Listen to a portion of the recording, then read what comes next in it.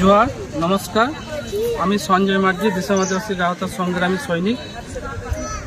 দিশা আদিবাসী গাওতা রাজ্যের প্রেসিডেন্ট মাননীয় রবীন সোরেনের নেতৃত্বে আজকে দুবাজপুর বিএলও অফিসে এসে উপস্থিত হয়েছি। আমাদের দুবাজপুর ব্লকের প্রেসিডেন্ট মাননীয় সুকুমার সোরেন তার শরীর অসুস্থ থাকায় আসতে পারেনি। দীর্ঘদিন ধরে একটা সমস্যা ছিল চণ্ডীদাসপুর গ্রামের। সেই সমস্যা নিয়ে দিশা আদিবাসী গাওতা রাজ্য প্রেসিডেন্টের কাছে তারা জানিয়েছিল। সমস্যাটা হচ্ছে তারা যে জায়গাতে বসবাস করে দীর্ঘদিন ধরে সেই জায়গাতে পাট্টার জন্য আবেদন করলে তারা পাট্টা পায়নি। সেই বিষয়টা আমাদের রাজ্য প্রেসিডেন্টের কাছে তারা প্রকাশ করে।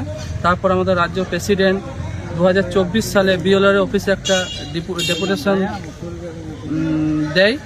সেই ডেপুটেশনের মাধ্যমে 113 জনের পাট্টার আবেদন করেছিল। তার মধ্যে আজকে 47 জন পাট্টা হাতে পেয়েছে। বাকিরা পরের ক্ষেপে আবার পাট্টা পাবে।